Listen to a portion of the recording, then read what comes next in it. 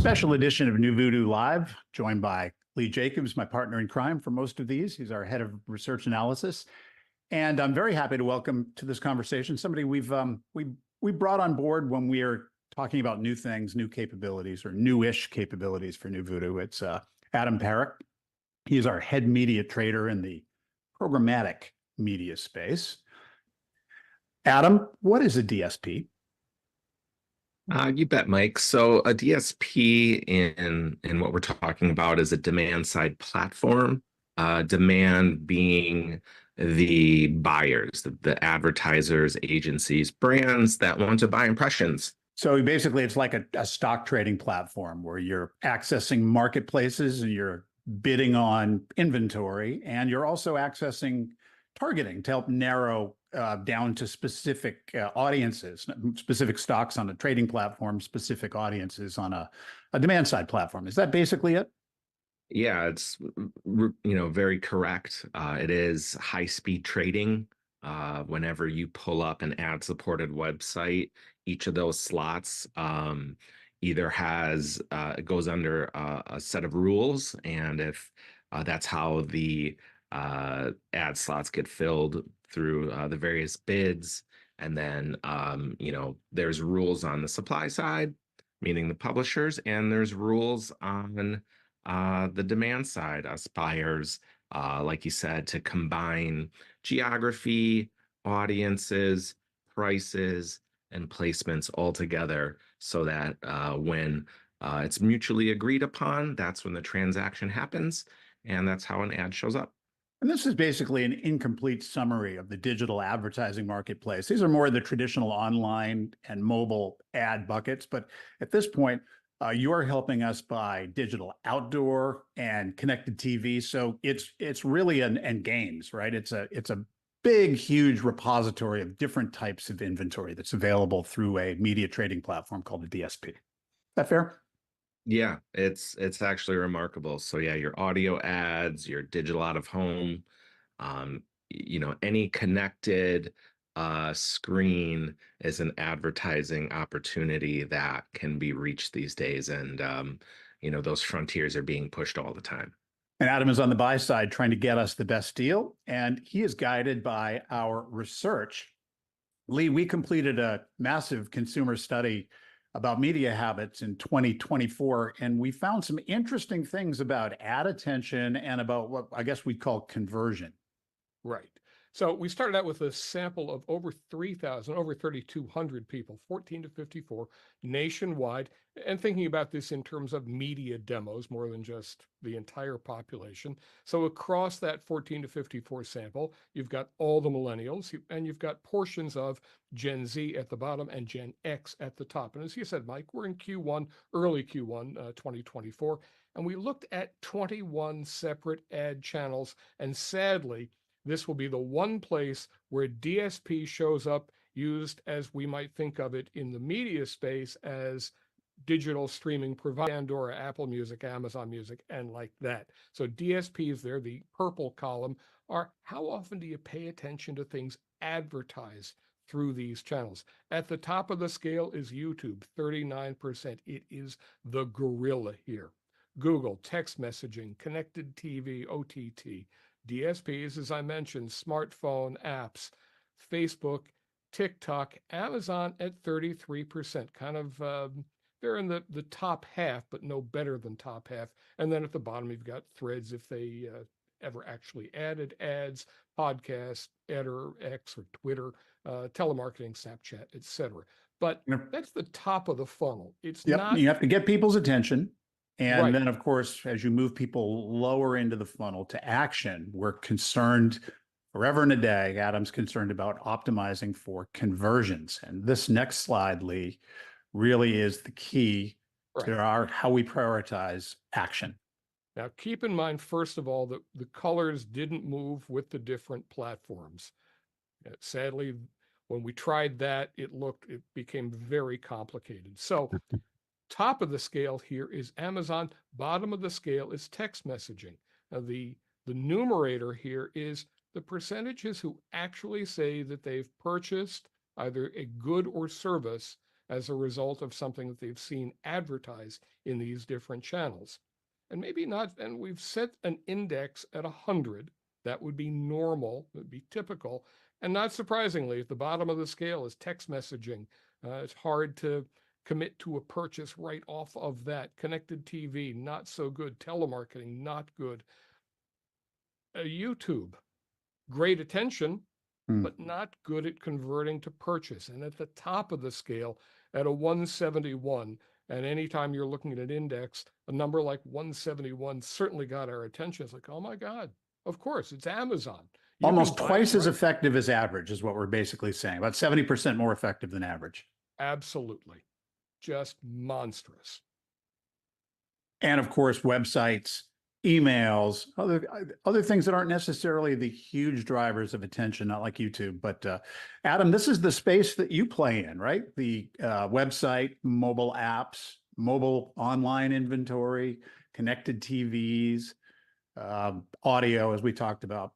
But today we're going to focus on the behemoth converter, Amazon. And there are three kind of use cases that New Voodoo clients, kind of buckets that New Voodoo clients fall into. We've got those who are selling directly to consumers, and they're doing it through their Amazon store. We have other clients that don't necessarily have a presence on an Amazon store, or they depend more on e-commerce, direct to consumer from their website. We call this D2C advertising. And there's a third bucket, and this is probably the one that's least intuitive. And Adam's going to help us go through and understand each of these, but brand advertisers, or those with higher end products to sell or services, where you don't necessarily click a purchase on an Amazon store or go to a website to buy something that gets shipped to you via UPS, but still omni-channel sellers, brand advertisers, service providers can benefit from not only having a presence on Amazon, but using Amazon targeting to get at that wider universe of inventory that Adam talked about at the beginning of today's cast. So Adam, the foundational kind of data point for Amazon ads is something called an ASIN code. You can explain that a little bit. You bet. So an ASIN is Amazon's unique product ID for, equivalent to an SKU. If you've worked in more of an industrial or product related role, it's just their alphanumeric unique key for an individual product. Got it. And so basically every product, it's not every advertiser, it's every product or every store owner. No, it's every individual product has its own ASIN. Correct. And so as an advertiser using I guess we should be specific here. When you're taking advantage of Amazon targeting, you're actually using a DSP or demand side platform that accesses Amazon's data, correct? Yeah, Amazon did, obviously they're very smart people, and are the de facto shopping platform for the internet. And they have the holy grail of what people are looking for today, which is retail data. They have a critical mass of how people shop, and the root of that is the ASIN, right? So they use that data and make it targetable now for us advertisers. The tech behind it to get impressions to screen, I don't want to say is a commodity, but that isn't rocket science. The third-party data integrations, your ComScores and your Nielsen's and your Oracles This is of external targeting that you can rent access to, essentially. Exactly. They are more than happy to sell more data. For every time those are used, they make money. What's incredibly difficult to amass is first-party retail data, meaning insights on consumers. And Amazon has that to a scale no one else in the world has now. So in the example here, it's really granular. It's not just about advertising the business. This is, how do you pronounce these guys? Is it Lake? Yeah, Leak. Leak. Leak. Yep. And clearly they're in the home furnishings, but this is very specifically high top seating or bar stool type seating. Yeah, And they would correct. literally be able to go in and look at people that might be buying other things that are related to home rec rooms or the kitchen stuff, I guess. Yeah, if you're sending, there's multiple layers of data that one could use to target someone that's interested in this product. One could be their household income, their gender, or have they sent signals of moving recently? So those are kind of some of your off-the-shelf uh, data points that you can get from some of the providers we've talked about. But yeah, are they sending signals of buying kitchen remodel things, countertops, cabinets, Tables, those sorts of things, bars. exact tables, right? Yep. Have they purchased stools in the past? You know, the scenarios are robust. So, but yeah, however you want to, however a consumer would send those signals through purchases. Have they purchased competitive brands? Maybe a brand that is known for lower quality, or on the opposite side of things, are they looking at furniture that could be, out of most consumers' price range, and this is a more affordable option, right? There's multiple scenarios where somebody's either purchased or has visited an Amazon store where you'd want to present your products as an option. Targeting advertising budgets are all about efficiently spending on targeting efficiency. And this is the kind of granular data that really will help deliver results so you're not wasting impressions on people that just aren't in the market for this stuff. So on this example, Adam, what we're looking at is a Amazon store owner. Can they only take advantage of ASIN code level data, in order to place their ads, on other Amazon storefronts that are competitive, or can they also use this stuff off Amazon? That's a great question, Mike. Yes, you can present this type of Amazon ad on Amazon or off Amazon using the full set of targeting capabilities within Amazon DSP. And the ads kind of look like Amazon ads, right? They've got the star ratings and the pricing and whatever reviews, I guess, and other things that are unique to the Amazon ecosystem. But this all displays on other websites that might be in the category or to people who've demonstrated to be in the market for this type of product. Yeah, absolutely. These are highly, highly effective ads. There isn't a shopper on the internet that isn't familiar with this look and feel. A big advantage is you're kind of transferring that confidence in Amazon, in conjunction with your brand and your product. People will know it's a transaction they know and trust. They know it's going to show up in an Amazon van or a third party provider. So much of that trust is already there in Amazon that it really becomes much more transactional and product driven. There are a lot of Amazon ecosystem ads that are unique to Amazon. Why don't you just go over some of the higher level ones here that are on the screen? Yeah, this is a great illustration from working from left to right on our screen. You can have your sponsored products. So if you kind of look closely at your search results or your kind of category page, a lot of those initial results are sponsored ads. So again, your Amazon is monetizing that visual real estate with those sponsored products from the left. You have your sponsored brand in the middle, kind of going to your Amazon store if you want to participate in that.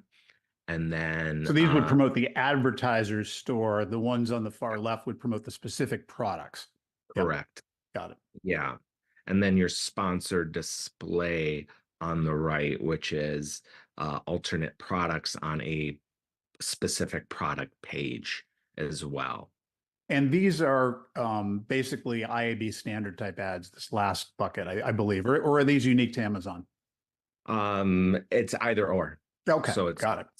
so that one, so the one on the right, the sponsored display, that unit is, whoever kind of wins that bid in the Yep. moment. So that's what makes it, powerful.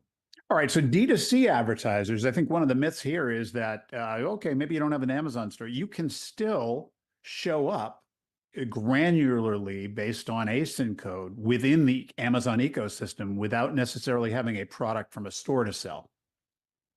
Yeah, absolutely. You can load up your one of the targeting methods, as you mentioned, is ASINs. You can load up up to 5,000 ASINs into that targeting group.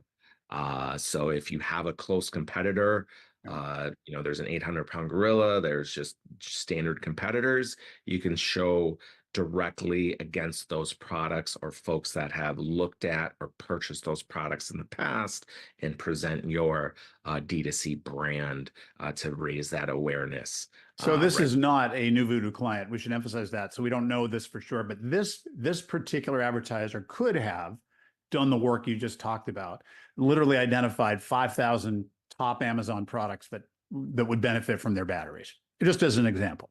Yeah, absolutely. There's many scenarios where you'd want to present this product, or, RC car enthusiast, and on. So, Or they can advertise on the Ever-Ready store. Yeah, yep. Absolutely. Is there any protection for brands that I know that I don't think there is, because when I shop for a product on Amazon, before I even get to the review section, I am assaulted by competing offers.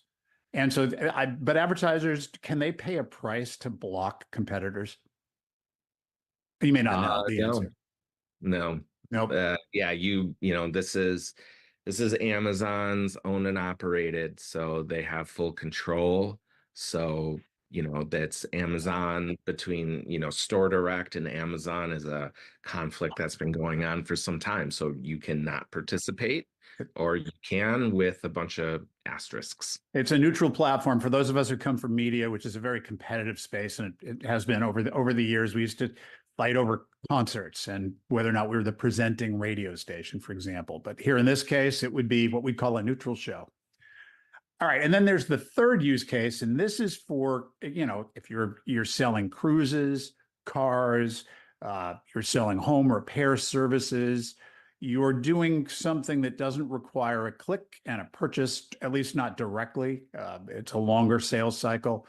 You can also take advantage of the Amazon ecosystem through the Amazon DSP. And it's important to mention, you can do all the other traditional sorts of digital advertising tactics as well. Yeah, absolutely. If there are people buying items that kind of fit the profile of your customer, that is a way to target them, right? Have they purchased new suitcases? You can bring that cruise to light, or things like that, snorkels, whatever kind of fits that cruise passenger. We're seeing Corvette. Do they buy Corvette t-shirts and Corvette socks and Corvette mats and things like that? So whatever, that product that would send that signal that they're in your market for your your service, or your non-physical product, and that's on top of, again, your demographic, your geographic, your income, your contextual, and on and on. Yep. And you can even mix and match third-party targets, as we've discussed. There's credit bureau targeting. You can find high-income households, people, with a tendency to spend heavily on credit cards, and you can cross-sect that with ASIN codes that are specific to your category or product and have a really granular on and off Amazon ad strategy. Yes, and you can deploy those combinations simultaneously, not to get too wonky on the media buying end of things. But and we're seeing that on the screen now, an example of that. Yeah, you can create multiple buckets of budget and targeting combinations, and we will evaluate and move towards the one that's most effective for you. So yeah, what we're seeing is, kind of a cohesive uh, campaign across a number of formats and options that Amazon presents. Yeah, you're not having to switch back and forth across different trading platforms to execute a strategy. It's one screen with one centralized set of targeting. It's placement off Amazon and on Amazon, ASIN code based or higher. You can do categorical. You can do third party targeting. You can do native ads. And of course, Amazon has a growing universe of intellectual property, and they have really unlocked some video inventory this year by making the Prime tier not necessarily commercial free anymore. And of course, they have Freevee, which is the former IMDb TV, and a gaming platform called Twitch. Maybe you could talk to us a little bit about how Amazon is incorporating this intellectual property into the overall mix of opportunities for advertisers on the Amazon DSP. Yeah, Amazon Prime Video is and their other, video platforms are just a fantastic way to reach your target market with impactful video ads. They are following, they're keeping up with market with your Paramounts, your Maxes, your Disneys by monetizing. Netflix now has ads. Yep. So really, it's really, where the market is moving in terms of your streaming platform, having your highest tier being no ads or very, very limited ads, and then having lower cost tiers that are ad supported. So having you video ads with the combination of all the data and retail data that we've talked about is really exciting and really powerful. And they're doing amazing advertising integrations on Twitch too, the gaming platform. Absolutely. Absolutely. Amazon made some quite strategic moves some time ago. Twitch streaming being one of them. That is, really, really skews younger, but that's a Yep. highly desirable market. You see your Coke ads, your brands that traditionally target younger people. It's robust for devices, computer equipment, all of that. The top gamers and top streamers are generally on Twitch if they're not like courted by other platforms. But Twitch is just a fantastic opportunity to get ads out there. So we talked about Amazon granular data based on ASIN codes. And you talked also about some of the more traditional demand side platform targeting integrations and placements that are available off Amazon. But I think this tier of 16 targets is pretty unique here. You've got I think the way you described it to me when we prepared for this interview is this first bucket of 8 probably is where you spend most of your time when organizing campaigns, but there is a really granular layer, which we're going to show next. But let's start here. Yes, we've been talking about loading up, targeting buckets with ASINs. That's that top left that says product. We've been talking about brands. That's that top right as well. So who have engaged with certain brands, and then the Amazon store second down from the left. Yep. Again, that's all, you cannot find this anywhere but Amazon. So this is really, really good stuff. And then depending on your industry or market, these other options are quite enticing. Yep, packaged goods for Whole Foods, video advertisers, in-game advertisers, book buyers. It goes on and on. But then we get really granular on this next slide. And I think maybe just give us, we're not going to spend too much time on this, but just to give you an idea of the targeting granularity. You told me something really interesting about what this streaming TV campaign bucket is capable of accomplishing.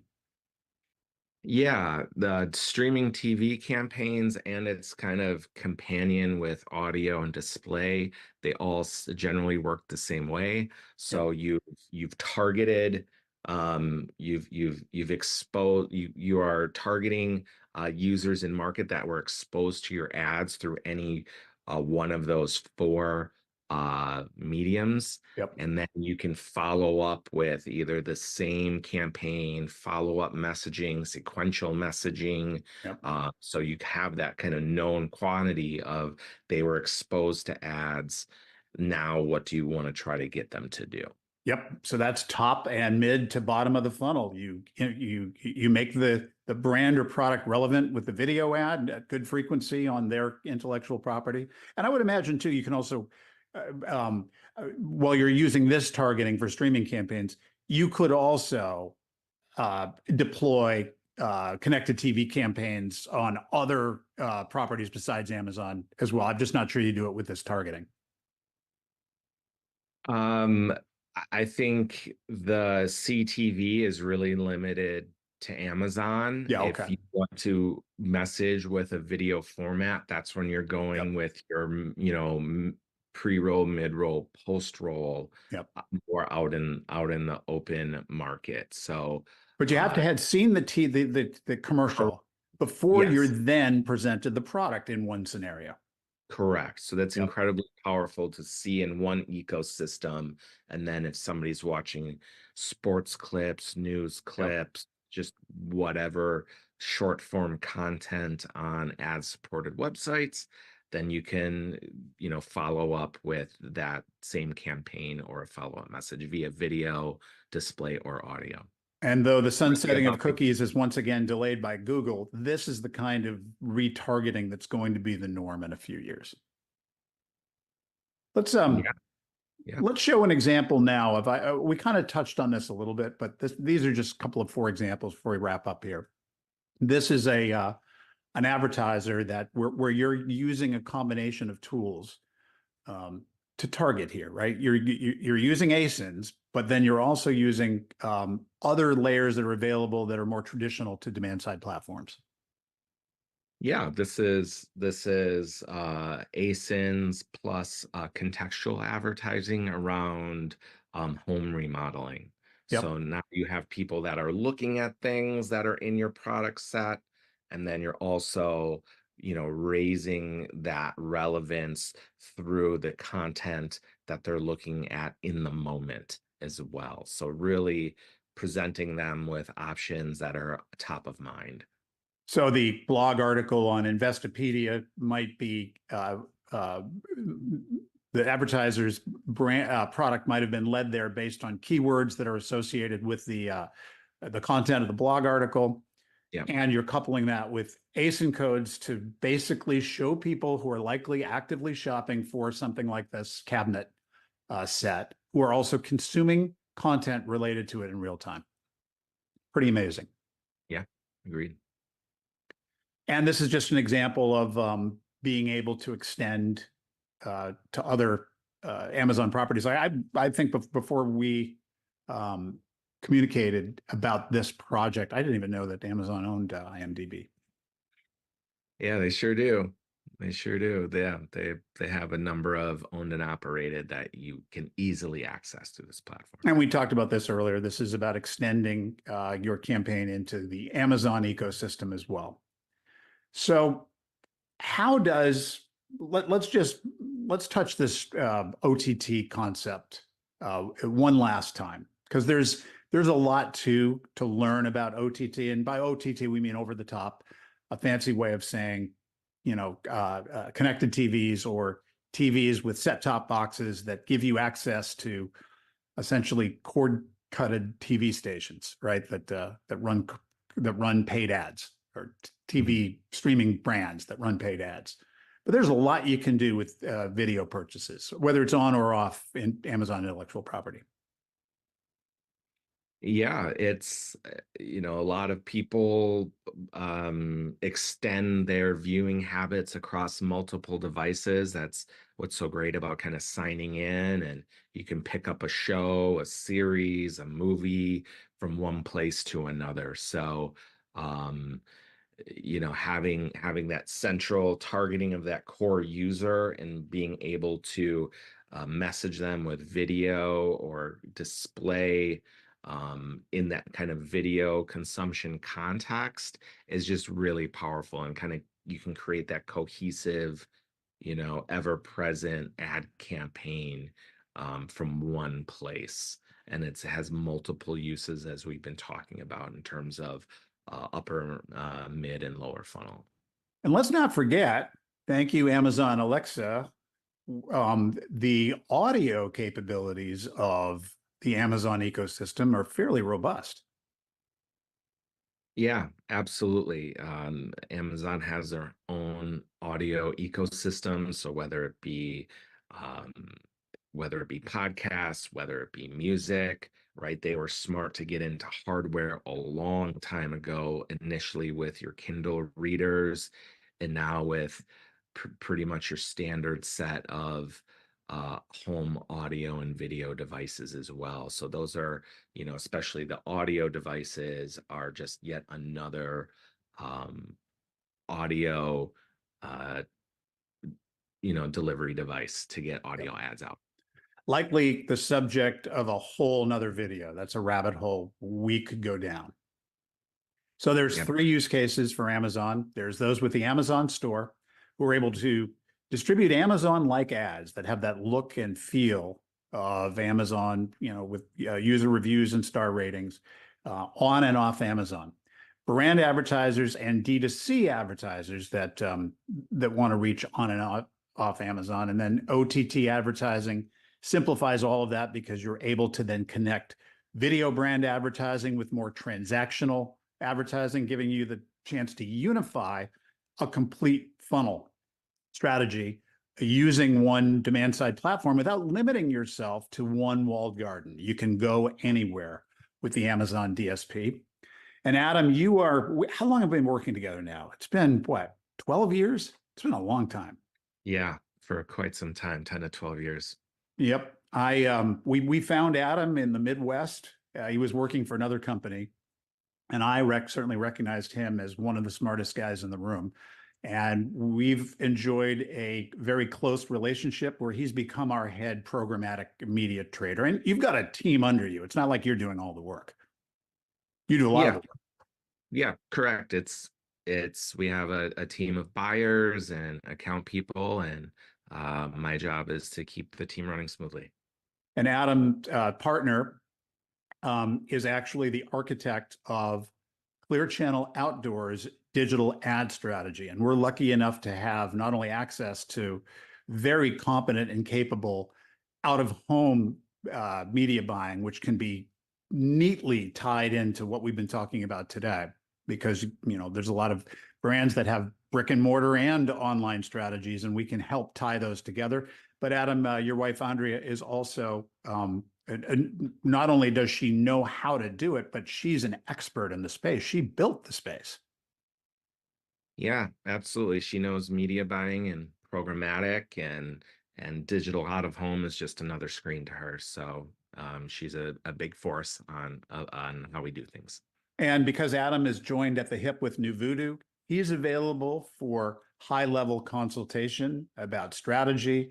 We invite him to, when we have New Voodoo research clients, because a lot of our clients will start with research and then want advice about the practical application of what to do with the research findings. And Adam, you regularly join high-level consult calls with us as our expert in programmatic media trading. Yeah, just one of the team. So we'll talk to you again about some new and exciting emerging ad tech. Adam is the one who keeps us up to speed with the latest.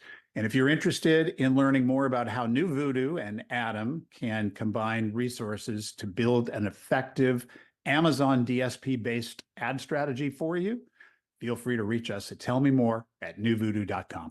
New Voodoo builds digital products and conducts research and marketing campaigns for clients. It's easy to get in touch. Drop us a line at tellmemore@newvoodoo.com.